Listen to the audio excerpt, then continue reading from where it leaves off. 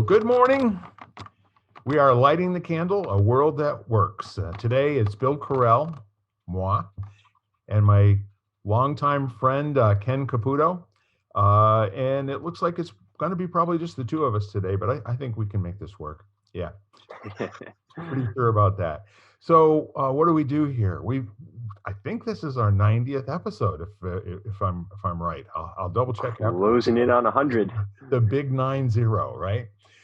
So we've been talking, for over a year and having the best conversations.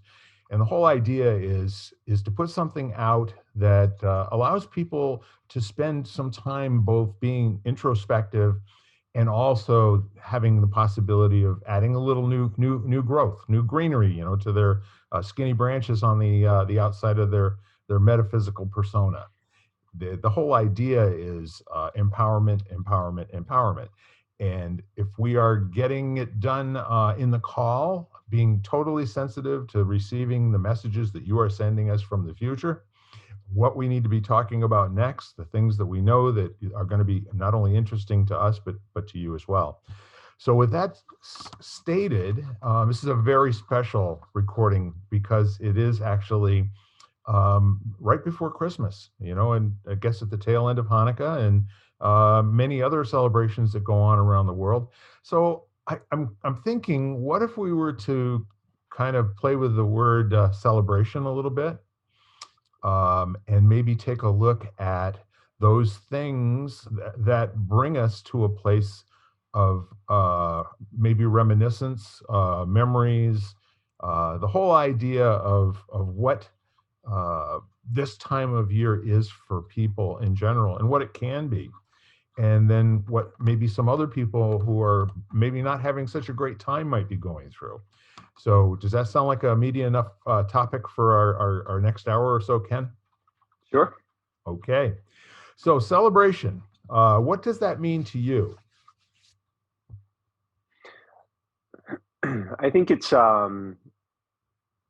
well, what comes to mind is just it's an awareness of the value that's manifested in your life and the lives of others, and it can be, it's always kind of interesting. Like you said, the holidays are such a tricky time because we've all experienced loss probably that we now associate, especially as we get older, with the holidays. So there's this juggling act. It's like, in a sense, it's almost, this celebration of what you had that creates the experience of that loss. So, so a family member passed, around Thanksgiving or Christmas or New Year's or whatever holiday you celebrate. And there's that sadness, but it's also that sadness stems from this celebration of the value they brought to you and your circle and potentially out into the world and whatever it is. So I think that it's worth considering the fact that there can be celebration regardless of the emotions and feelings that it evokes. So I lost a dear friend and mentor. So, and we're all celebrating his life while in parallel experiencing profound sadness and grief. So, so it's just kind of an interesting thing. And I think sometimes I've talked to a lot of families who they almost set themselves up for disappointment because they're so concerned about celebrating as a positive thing. They feel defeated by any nuance. So, I had it all planned out and it didn't work out that way. So they had this expectation for the celebration, and then if it isn't met, that creates its own thing. Instead of just celebrating the fact that you're there, you made it. Yeah. There's an action part of celebration too. It can be an action of inaction if you want, but it's kind of like you're marking your pleasure at an important event or occasion by engaging in an enjoyable, typically social activity. The birth of his son was cause for celebration. But see, now the celebration part of it is noteworthy because it's not the usual noticing of something. It goes beyond that in my opinion. It actually it needs to be social, as a matter of fact. A celebration of one is like a tree falling in the forest is their sound, right? So Mm. it's a giving away of an emotional package and receiving back an emotional package in the whole idea of bringing to fruition that action of making a noticeable mark and marking a time where you are actually taking full joy and full pleasure in a man named John's life. And Mm. that doesn't mean that it's always a happy moment, you know. There can be tears, and then it can be time sliced, which ones are joy and which ones are sorrow and which ones are grief Hmm. and which ones are just filled with mirth, thinking about his laugh, you know? Hmm. The things that we know about John, that all about John, that is a remarkable place to put your own thinking. And the reason that it is because to me, it always evokes a question 100% of the time. Yep. You can't think about John without asking what's the next best question, or what question wants to be asked now, or what question is most likely out there in the in between all of us that we'll just give that a voice and we'll have that question come to us. So, Mm. I share that with you right now, and we just took a very short celebration of a man named John's life. Yeah. Yeah. So, in addition to that, the celebration can be a couple people, maybe. It could be on a telephone call. It could be in a room with somebody. It could be in your living room next to a Christmas tree, or it could be at Times Square, you know, with 1.2 million of your closest friends. You know, it's Yeah. go ahead. Well, I'm just, what would it look like to celebrate alone? For some people, they are alone or they're lonely. They feel alone, and can you find a way to celebrate without someone, without someone around you, and obviously, I mean, that's what we think about is being with family and friends, and especially over the last couple of years, that's been, a difficult thing for a lot of people. So is there a way to continue to recognize, I guess it's, to me, celebration is recognizing the value in your life, even if that value isn't quite manifesting the way you would like it to in that moment or on that special day. Or, like I've competed in a lot of athletics through the years, and there are times where I was alone. I won, and there was no one there to celebrate. They put the medal around your neck or whatever, but it was just kind of one of those things where you're a little invisible. So, but it didn't mean there wasn't a sense of celebration, and I chose not to allow it to be devalued because there was no one to share it with, you know so, and obviously, like, it's always interesting, like, you see a really good movie or you hear a good joke, what's the first thing you want to do? You want to share it with someone. That sense of connection is incredibly valuable to us. Yeah. I guess the question I'm asking is, if you don't have access to that in the moment, can it still be something that you can recognize value if you happen to be alone? I 100% agree with you. I feel um, that the words in this definition, typically socially, doesn't mean that you can't do it alone. And I think there are some people that are razoo celebrators all by themselves. You know what I mean? Yeah. And I've known a couple that just love to tell me all about it afterwards. You know, what a Mm. great time they had all by their lonesome. And how did they do that? Because I think for a lot of people, they frame it as the celebration is, it involves other people, right, in some capacity. So there's this real sense of difficulty with resolving themselves to the fact that they can't have that, and I think we've seen that a lot, Sure. through the pandemic. So so, did it, when you would talk to people like that, was there something they did or a way that they had cultivated that ability or view, or was it just kind of who they were? I can think of a number of occurrences, and one of which was my mother probably, I don't know, 25, 30 years ago. And she was pretty much alone, for Christmas, and reached out and wasn't able to make the connection, or right at the holiday.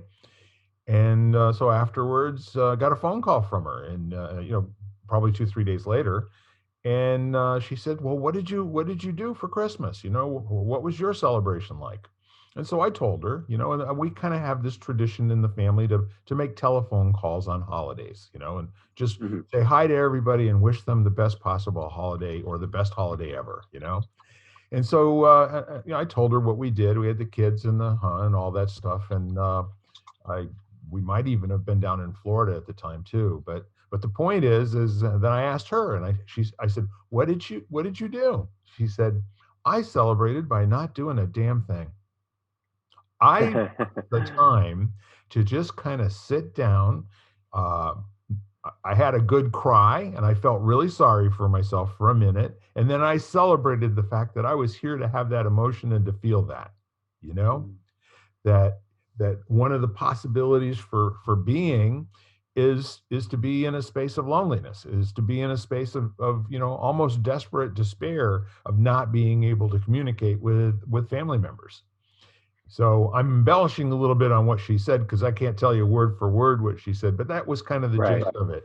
That she marked the occasion by remembering those people that were no longer here in her family, a brother, a couple of sisters, and her mom and her dad that had both passed by then.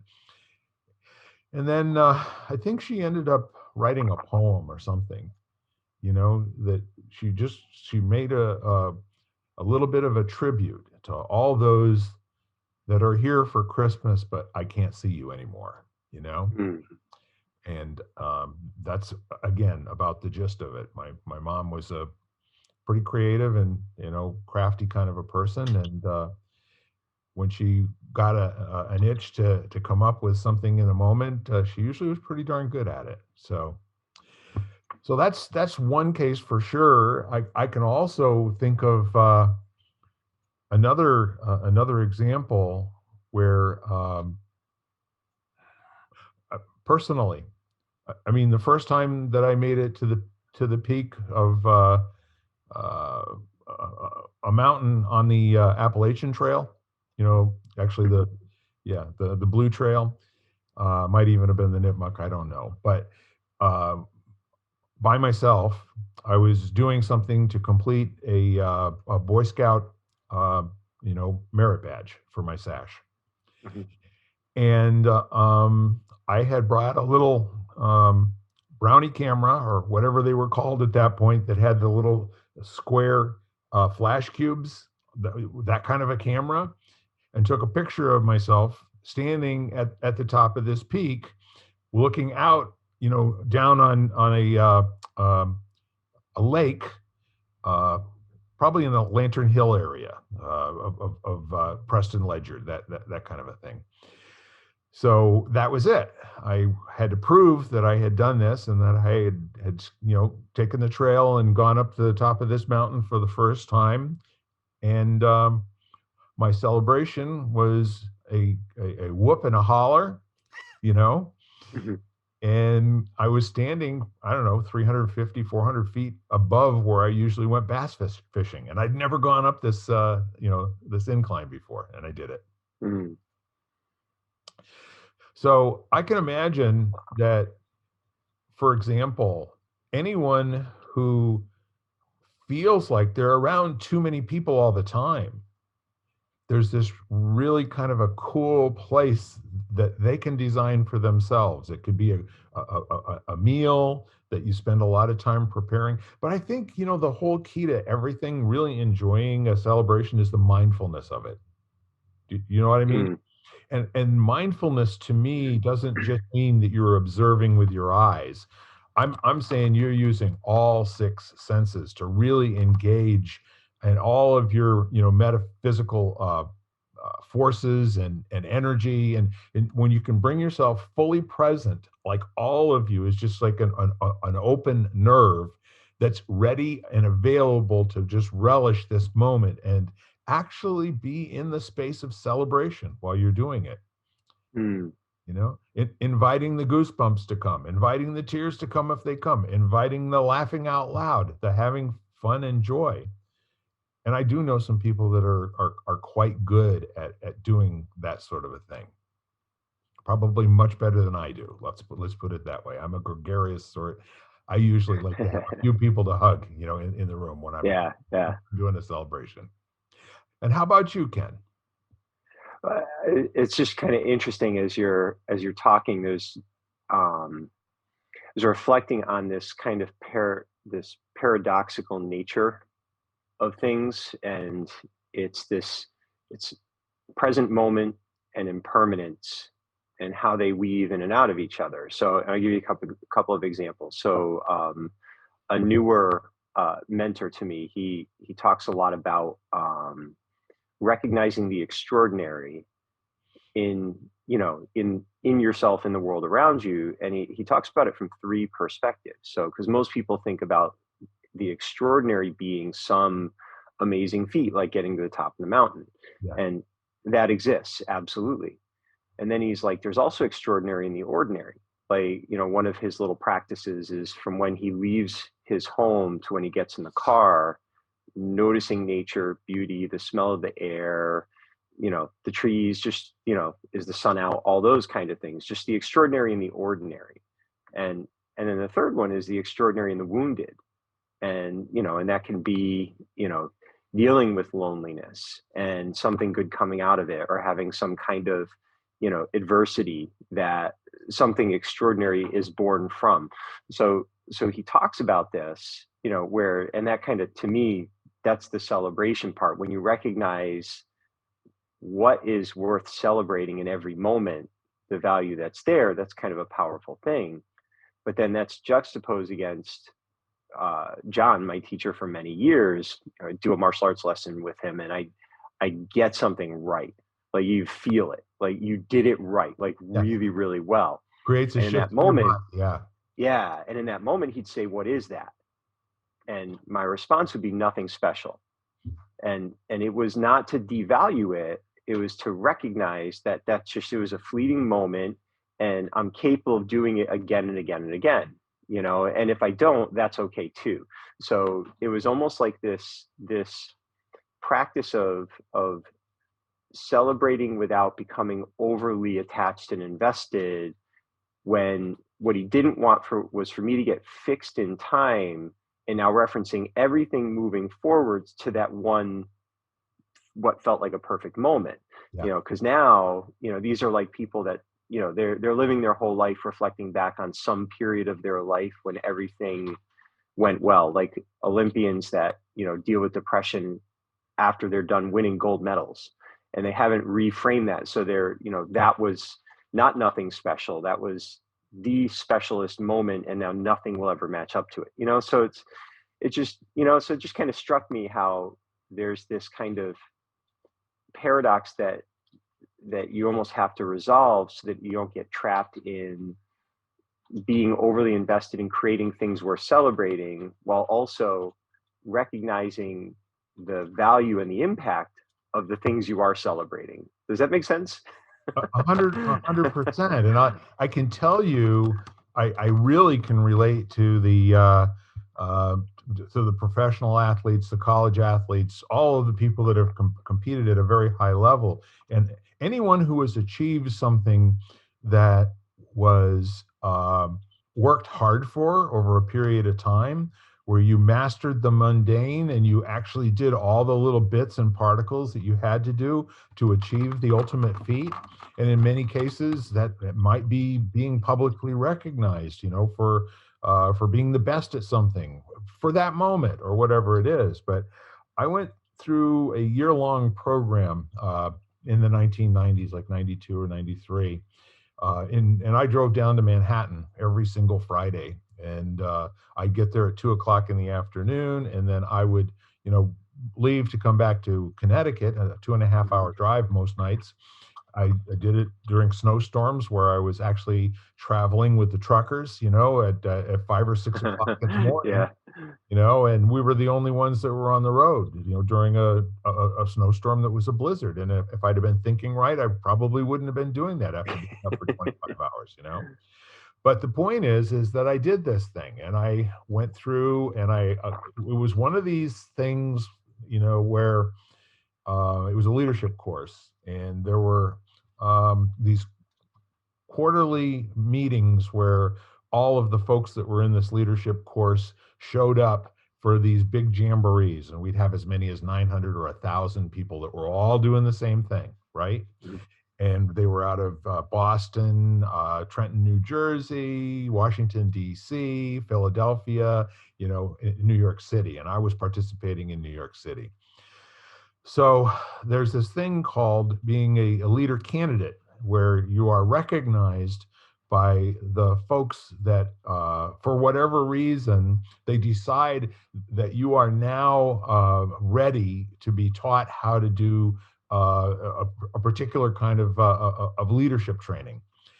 And most people out of the 1,000 never got there. Some of them Mhm. participated for 2, 3 years and never got there. So this was very rare, for somebody, probably out of 1,000, there might be 150 that would actually be successful in being candidated, for the leadership training. However, what happened was really kind of interesting. There were a few.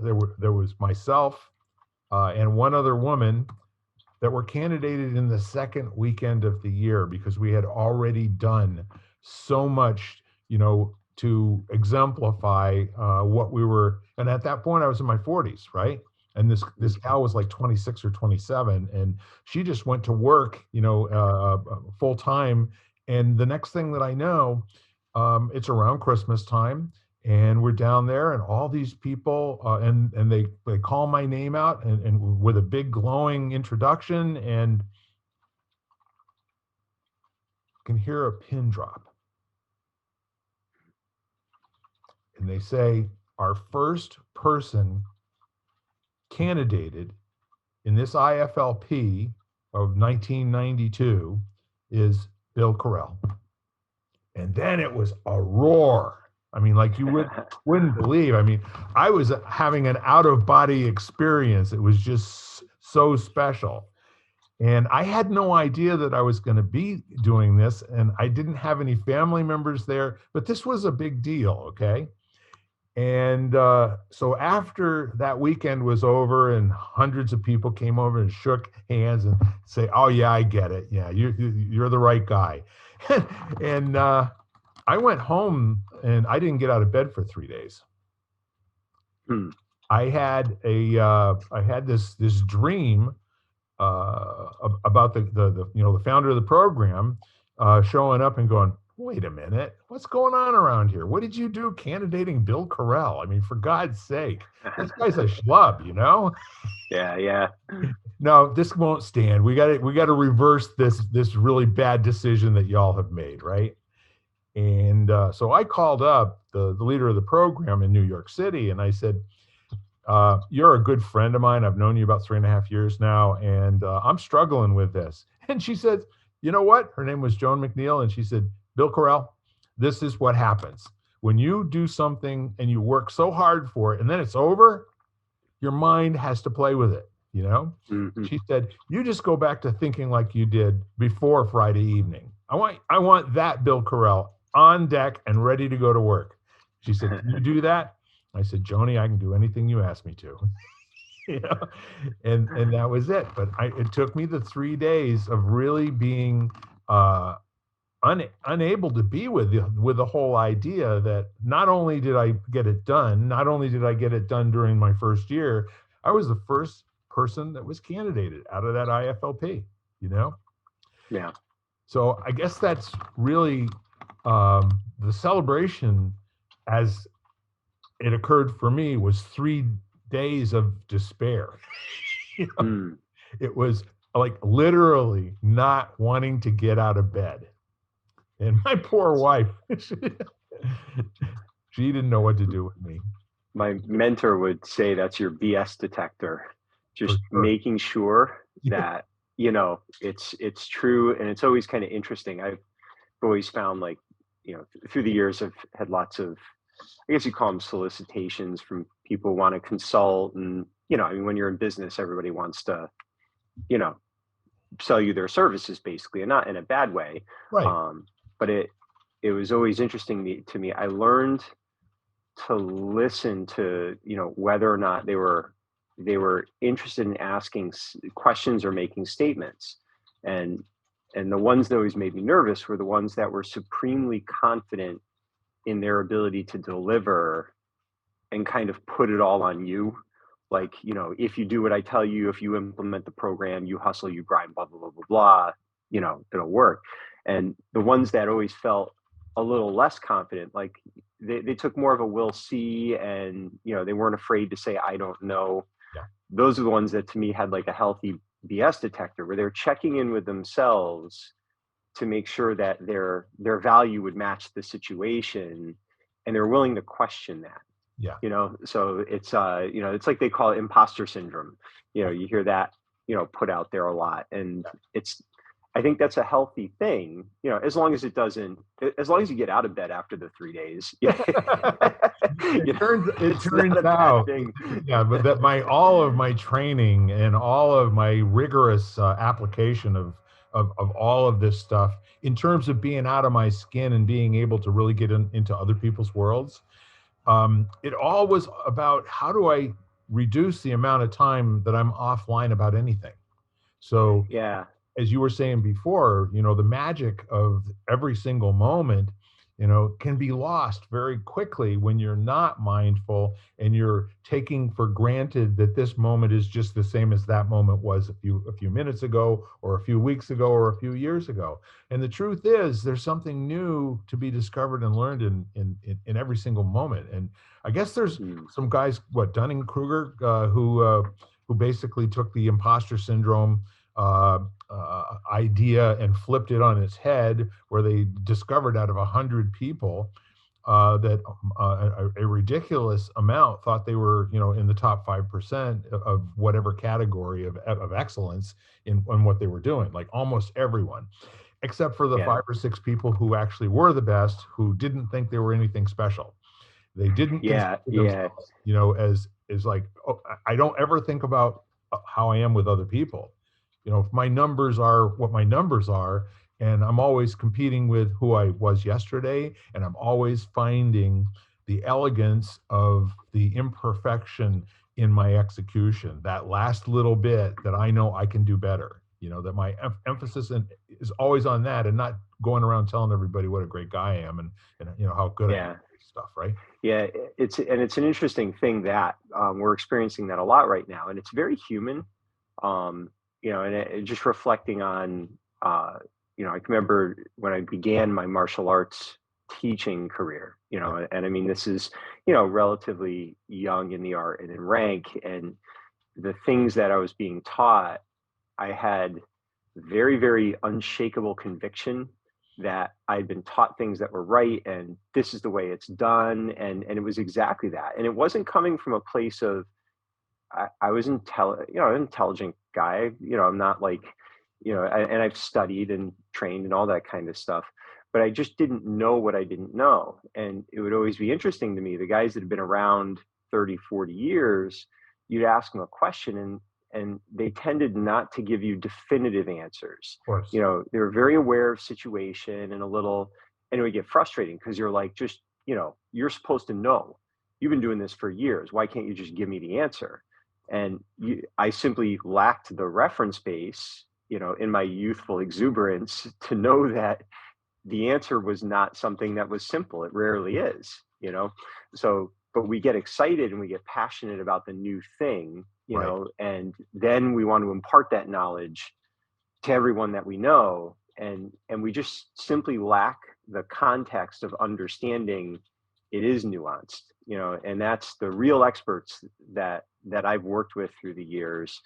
There's this kind of relaxed feeling of, yeah, maybe, and they'll be definitive like if they are definitive, that's when I really pay attention. Sure. Because if they're like, no, I'm going to tell you based on my experience, it's this, that's when I really tune in, because it's rare that they're willing to do that.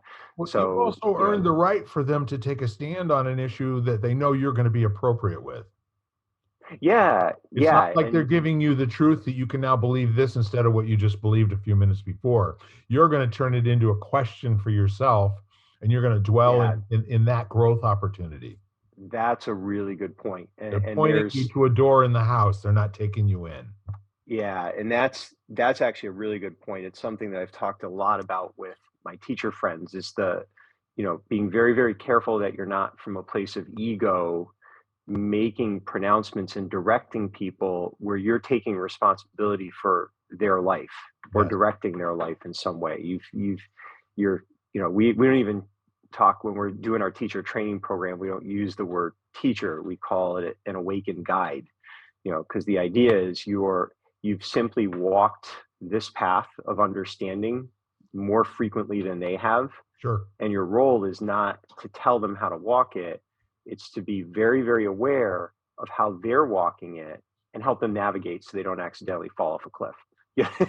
you know, And so, yes, but you're right. It's it's very so interesting how, yeah. getting back to the whole celebration conversation. Um, it's I love the model of being uh, unconsciously incompetent. Okay, and then the next stage from that is where it starts to be something that you're interested in, and then you're consciously incompetent. Hmm. And then you're starting to get some a little bit of adeptness or some understanding, or you're sort of consciously competent. I'm pretty Hmm. good, and I think I am. And that's where most people in that Dunning-Kruger effect, when they stop growing there, and Yeah. Yep. they stop looking to see what would the next thing start to look like. And they're the kind of people, and we've all been there in different parts of our life, right? Hmm. Where we do something to get the result. We do this in order Hmm. for it to do that. And then when it either does that or doesn't do that, we either do it again or we don't, right? But there is another whole realm of doing something in quest of mastery. That means not only do I want to get an outcome, and not a result. I want to do what I do, and then I want to see what happens. And then I want to go back and see how much I remember about the nuance and about the little things that I did, Hmm. and maybe use those again and see if I get a similar outcome that starts to look like a result. If there's this input and that input, that you now start getting this output. Or maybe you find out that no, it was kind of random that it worked or didn't work, in the first thing. And then now in the mastery mode, you're doing this 20, 30, 50, 200, 300 times. How many times do you think you've done the first kata in your life? You know, Oh God. Yeah. you see what I'm saying? And this is one of those things where you now can listen to other people with your eyes closed doing the kata, and when they made a mistake just by the sound. Hmm. So that's the unconscious mastery of the enlightened guide, or The awakened guide. Yeah. Yeah. the awakened guide. So that when you're giving feedback to somebody, it's not going to be in a set of words that they're now going to adopt and remember, and then be able to pair it back to somebody else in the future. It's going to be in a language that only they understand for themselves, the language that now invites them to ask that better question that John always talked about, you know? Yeah. So I will say this to you, and now what does that imply to you, and what's your next question going to be? That sort of a thing. Right. It, Yeah. it used to kind of, I'll use a technical word. It used to kind of piss me off when I would be around somebody that was like that, and I'd ask them a fact question, right? That's seemingly a fact question. Aren't they all fact questions, Ken, Yeah. after all? They'd say, I don't know, you know, I wouldn't tell you if I knew. You know? Yeah. What do you mean Yeah. by that? Well. Yes, no, you've got to discover some of this stuff for yourself. It's not enough for you to be able to sing a Japanese song in Japanese, but you don't know what the words mean. Yeah. Yeah. Well, and a lot of times it's, and you definitely recognize this if you've done any teaching, formally. It's giving people an answer very rarely works. Yeah. I mean, all you can do is help them, you got to help them navigate until the answer is, they realize the answer, for whatever the answer is at that moment. Yes. And we talk about, learning loops, and then turning a learning loop where you've got this enclosed learning experience, and then turning those into learning spirals, Yes. where that enclosed learning experience levels you up so that you kind of go through this, this spiral of learning that takes you into new places. But it's just telling them what to do or giving them the answer. Sometimes it's helpful if they're open and ready for it, but Yeah. often, it doesn't work out that well anyway. So Or you get an argument. No, it's not like that at all, Well, okay. yeah. No, it's interesting. And I, lots of conversations, with people that are very firm in their convictions. And, and I've learned to just kind of look back at myself through their eyes and their context and perspective. And then I don't get as frustrated, Sure. because they're just, they're seeing it through a lens of experience and information and influence that, we all have, that's created the paradigm that we're operating under. And if they're making statements and there isn't a question, where it's like, well, why do you see it differently from me? If they're not asking some version of that, then you just, I don't even bother. I smile and just, Yeah, it's kind of a remarkable thing. Um, Again, if you're really interested, and I got to be a very good question asker at a very early age. I intuitively was able to leap forward and get the idea of how something worked before really putting the time in. You know what I mean? Mhm. Like in math, where they say, show your work. I said, I'm not going to show your work. I'm thinking, and it's all being Right. done in Yeah. my You're head. processing it in your head. Yeah. Just tell me, is the answer right, or is it incorrect? No, but we're not interested in you getting the right answer. We're interested in you being able to do the mechanical steps. And I once, when I was probably in 7th or 8th grade, I challenged that, and I said, why do you care how I get the answer, and why are you so sure that this is the right answer? Mhm. What? No, Yeah. Yeah. I mean, seriously, you need me to show you how the mousetrap goes together, in order to get the piece of cheese and drop the cage on top of the mouse and win the game, right? Yeah, if you don't know how to do that, we don't know if you know how to think properly. But hang on, you're getting me to memorize the steps in a process, like doing the long form theorem, the proof of Mhm. this principle in geometry, the proof of that principle. So why do we use this thing called interpolation in some parts of mathematics, but we can't use it all of the time? Why can't we use estimating? Why can't we use some of these other appropriate tools that get you into the right part of the thinking model? And so when somebody would say, I'd ask a question, because my question was always going to be coming from how I could be a smart rat and jump ahead and not have to do all the work, right? And they were more constantly trying to tie my shoelaces together. And I had one teacher that I ended up falling completely in love with, and he was one of the most interesting people I've ever known, as well as most interesting man. He wound up. He was the one who would tell me things like I wouldn't tell you, if I knew, or Mhm. I'd ask him a question. He said, I'm interested in why you're asking that question, you know? And it was like, Mm. Yeah. Yeah.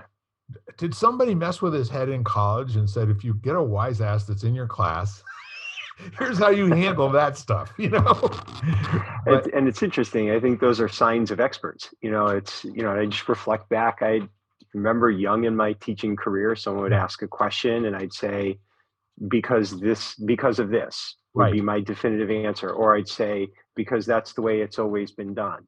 or It would be because that's the evidentiary, way right? you need to do it. Yeah, it would be like this definitive, it would be a statement. And now, when someone asks a question, the first thing I'm usually say is that's an interesting question. And then it's, let's explore it, Yeah, and usually there are multiple, and and with the idea being there's probably more than one answer, which answer fits best for you. And obviously there are things that have definitive answers, right. and again, now you could maybe navigate different processes to get there. So it's not like everything is this, vague gray area. There's absolutely black and white, that you need to deal with. But it's always interesting when it's in the gray, what's the response? And bringing it back to celebration, use another John thing. He was always big on replacing either or with both and. Yep. So you see this now. It's, I have a perception of what celebrating means. So maybe I celebrate Christmas, and I celebrate Christmas in a certain way, and either everyone celebrates Christmas the way I do, or they don't. And if they don't, that's either they're wrong or it's a threat to the way I celebrate, as opposed to a both and, where it's, well, I celebrate this way and you celebrate that way. Isn't that interesting? And where are the parallels and where are the differences? And just letting those be what they are without feeling like it becomes a challenge. So, and again, I think you see a lot of that now. It's like that whole debate.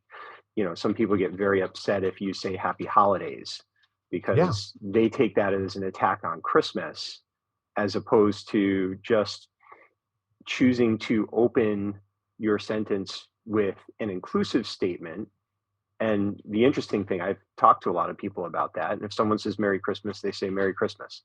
If you say Happy Holidays and they say Merry Christmas, you say Merry Christmas back. It's, That but for is a some, that is a social contract. That's right. 100%. Until the Yeah. demagogues, get their arms around something to start messing with people's minds, like there's something wrong with your thinking process. That if Yeah. you are a Christian man and you wish a Jew Merry Christmas, there's something wrong with that. You should know what the other person wants you to say to them in all cases, and don't say the wrong thing ever, Yeah. which is Yeah. more of the same nonsense. But when I say to you, I'm having the best day ever, I wish that for you, my best day ever. What do you say to that? Thank you. Yeah. I would like that, But what's interesting is, Yeah, for a lot of people, they'll take that as, who are you to push your best day ever in my face? And I can remember, we did this thing, we still do it. It was called 100 Acts. And it was this whole thing about taking 10 simple things and doing them 10 times and creating 100 acts of kindness. sure. And we would do it with all kinds of people, so that you'd watch this compound. It was a whole drop of pebble makes some ripples. And I remember one of the things that we would do is, and people could make their own, but Right. we had 10 suggestions, like a checklist to start with. And one of them was, when someone asks you how you're doing, respond with awesome, or something to that effect. And, I remember having a parent saying, sometimes you don't feel awesome. I don't think it's appropriate to tell someone to do that. And, so I was explaining, well, first of all, no one's making you say awesome every time. We're not asking you to lie. We're saying that when someone asks you how you're doing, to think about affirming the fact that you could be awesome. And also, it was more important to watch how that's reflected back when someone hears something positive like that. Sure. Because often we ask someone how they're doing, and they're not doing well, and they'll tell you that. So it was just kind of interesting how, on the receiving end, and it wasn't, I didn't defend it and Right. say, well, this is the way we're doing it because kindness means you have to, it was none of that. It was just, that's a good point. Here's our reasoning. Now go use it the way you want. So, but you're right. I mean, I think that, and we're seeing a lot of this right now, when things are uncertain and scary, Yeah. it's much easier to have something to attack and to see as that black and white. People that say happy holidays are the enemies, or people that say Merry Christmas are the enemy. Like, it's, if you make it personal, now you have a focal point for all of this energy that you want to discharge because, just situations in your life or globally or in the US, whatever, Yeah, it's interesting. I'm So, and I think definitely that shows having up a lot in celebration, bring it back to that. I 100% agree. And I'm definitely still celebrating that model of the unconsciously incompetent, and then that Hmm. continuum of when you get, and it seems to Yeah. me that when you first um, notice that you're not good at something and it starts to occur to you that maybe it might be worth learning how to do it at whatever ripe old age you are. And then your mind comes up with all of these untrue thought distortions about what your story has always been about people who do that, or Yeah. Yeah. some people are meant to do that, other people are not meant ever to do that, whatever it is, right? Hmm. But then you get, so that is your background set of conversations, those 80,000 thoughts you have a day or whatever it is. You pick a number that you like, but most of those are not going to be complimentary. Most of those are going to be like, what would keep me in bed 25 years ago, for 3 days after having this really big public accomplishment, which is now they're Hmm. going to expect me to be that guy all the time. And Yeah. what I finally came to is I am that guy all the time. I was just being me. And Yeah. Yep. that's what at the moment there were, this is a program about stripping yourself down and the mental image of being able to pass through the eye of a needle, you know, that Hmm. in your current form, you're not going through that needle. You're going to have to make this decision to break yourself up, the self that you knew uh, right before you say awesome, and then the self that you are after you complete saying the word awesome. You can't be unawesome, say awesome, and then not be awesome. You just can't do Yeah. it. Yeah. The Yep. research is Yeah. in It's very on true. that subject. What comes out of your mouth gives you the life that you live into. So Hmm. if you think in terms of that responsibility and the gift that you can give yourself at any moment, that's one of the really cool ways of making sure you don't have to spend an inappropriate amount of time with the covers over your head while you're peeking out to find out if the world's gone away. it, Yeah. it's just, you don't like how your life is going, change the subject, talk about something else. Yeah. Yeah. And it's interesting, and I think again, this is something worth reflecting on from a celebration perspective, because that's the other thing that I've kind of been seeing a lot is people preparing to do the family celebration with people who have differences in opinion, Yeah, whether it's like politically or something, something, one of those like volatile subjects. right. And it's interesting because I, I feel that it would be helpful for people to understand and cultivate compassion for someone's need to hold those opinions or beliefs, even if they are not true, even if they can be proven factually incorrect. There's a reason that they haven't let go of those yet. Yes, And trying to drive it, drive the wedge or get them to see it for what it is, they may not be ready for that. It's kind of like, when you're dealing with addiction, the hardest thing is, someone voicing out loud that they have an addiction, and no matter how desperately you want them to recognize it and you want to help them and fix it, sure. it's a very, very difficult thing. And when I look around right now, there seems to be a lot of people that are holding on to what they feel are like the only things keeping them afloat. And especially it involves letting part of themselves go or belief or accepting change Yeah, that feels threatening or scary to them. That's a really, really hard thing to do, you know? So, and it doesn't mean that you don't have healthy boundaries and you can't allow people to, you know, I don't know, be inappropriate, or do things that are going to be harmful to others or even themselves. But at the same time, there can be a compassion, even if your actions, outwardly have to be a little bit harsher. Yeah, and going back inside the model of the competence model, when people get to a certain point where they've actually had some success in generating results that they like, even Mm, if they do it rarely, they're not really wired to make a change and try to do something different. And instead of mm, just do it so they can get a result or get an outcome that is favorable, they now believe that they have to do it a particular right way, that they did it that one time and now they don't remember what that formula was, as opposed to right. somebody who says, no, I just need to do it more than once or twice a week. I need to do it like 15 or 20 times an hour, you know? And sooner or later, it's going to be clear to me what I'm doing when it's working that isn't happening when it's not working, right? Like that's the whole idea of shifting your mindset from believing that there was a perfect way to have done it and you did it once, but you can't duplicate that now. And so you see people who get that level of being able to parrot back something about a world event or a controversial subject, or and they're no longer interested in what other people think on the subject because they can't handle, that it might be different than what they finally are able to articulate and remember and reproduce, right?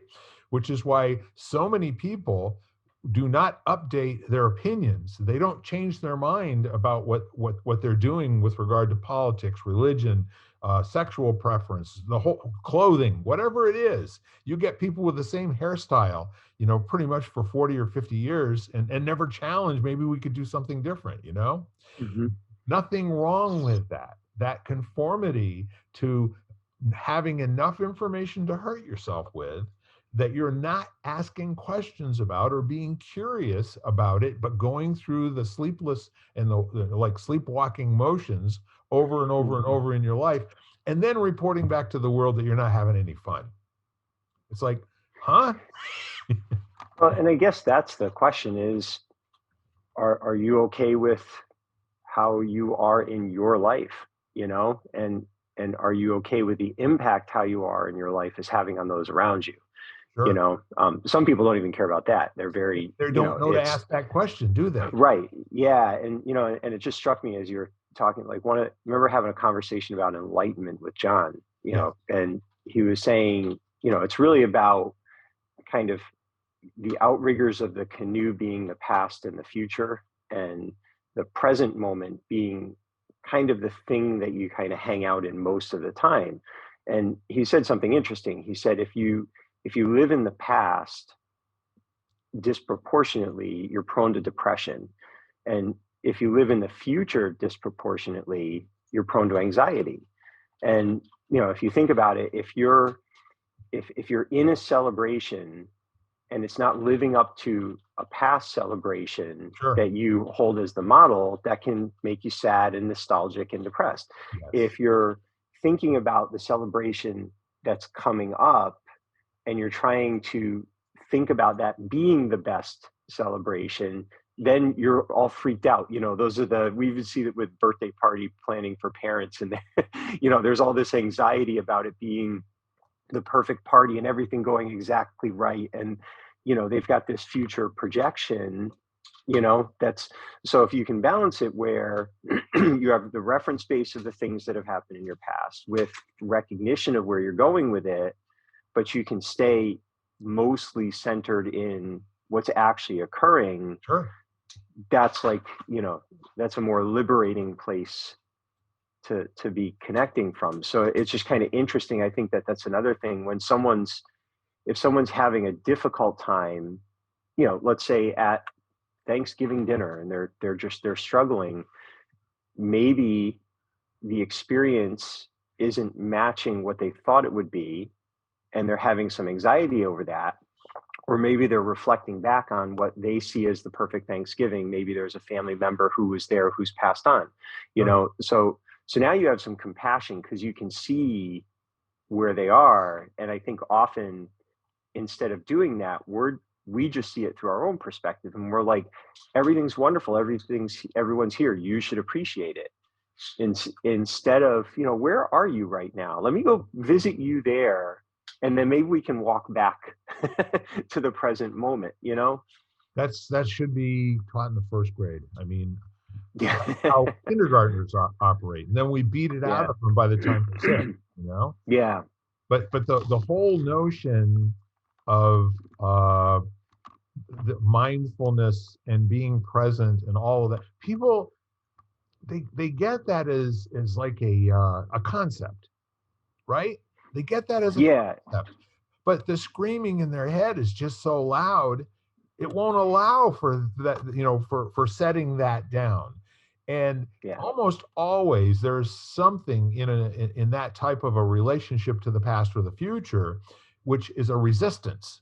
You are actually putting up a fight with a notion that you either can't be with how you feel that it is and what you in your heart believe are written on a tablet, in stone somewhere, that yes, it has to be that way and it's never going to turn out good because it never did turn out good. And now the future looks exactly like the past. And that's causing you, you get a little bit of respite from the depression side. No, we'll give you some anxiety. Let's see what you put that in your pipe and smoke it, right? Mm. So the whole notion of, hang on, I'm sitting here and I'm kind of noticing all of the electronic devices that I have around me. And I'm able to have this conversation with my dear friend Ken. And, this is kind of like right where I know I want to be. Mm-hmm. Remember that Jesus Jones song, Right Here, Right Now? Yeah. Yeah, Yep. I loved that song. That became my anthem for a while because if you're not anxious and you're not depressed, what else is there? What Yeah. does that opening look like? Maybe you can experience some new thing, some new emotional response to your environment, to your world, to your loved ones, to your friends, to your stuff, that's that gives you the opportunity to grow in self-respect, to give you the Mm-hmm. opportunity to understand how you understand, or for you to have the thought processes that go along with being somebody your age, as opposed to repetitive thought processes that have been holding you back since you were 5 or 6 years old, Yeah. with no challenge to whether or not they serve you, are true, if they've got a place in your life anymore. So if you can just take a breath for a moment and quiet your mind, and maybe concentrate on your pulse, the number of beats per minute, or Mm-hmm. my watch. I do this routine where all I'm doing is just sitting quietly. And if I start off with a resting heart rate of 61 or 62, I will now just focus on my breathing and I'll tell my body to calm itself down. I'm shooting for a target heart rate of 55 beats per minute. Mm-hmm. And it may not get to 55 beats per minute the first minute. It may come back and say, no, Bill, you're still 61 beats per minute. I go, okay, we'll do that again, another minute. And then, Hosanna in the highest, it says 58. I'm making progress. So all of these things, the games that you can create with yourself, just to be present in this moment and Yep. experience this moment, separate from, but in relationship to all the other moments you ever had or ever will have. And we all live like we have a predictable amount of time left, and we never know. We Mm. just don't know. Yeah. Yeah. It's interesting. I think it's a difficult thing to to hold on to that. I think it gets easier as we get older, Yeah. because of the amount of loss that accumulates. But then there are times where it's really driven home. I mean, I'm thinking about my mentor, and he didn't make it to 73, and I would have bet $1 million he was going to live to be at least 100, and it didn't work out that way. I share that idea with you, Ken. Yeah, He yeah, he was in my estimation somebody who relished now. yeah. Well, and that's the cool thing about it is did not know that my last conversation with him was going to be the last conversation, and it is completely okay. There is no regret. There's no sense of a lack of fulfillment in the relationship because every conversation that we had could have been the last conversation. And so the one that was okay. It was just, so it was just an interesting thing. And again, I think that comes back to, that ability to be as present as you can in the things that are occurring around you and recognizing the value. And, and I think we all get kind of tangled up because there can be emotions that we have or thoughts that we have that are pulling us past our future, and that's healthy and normal.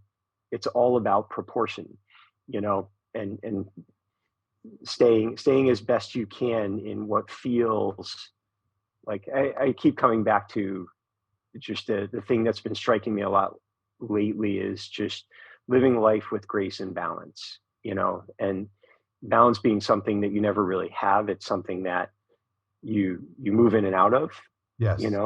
but you can hang out in the illusion of being mostly balanced. And then when you're unbalanced, how graceful are in the way that you respond to that.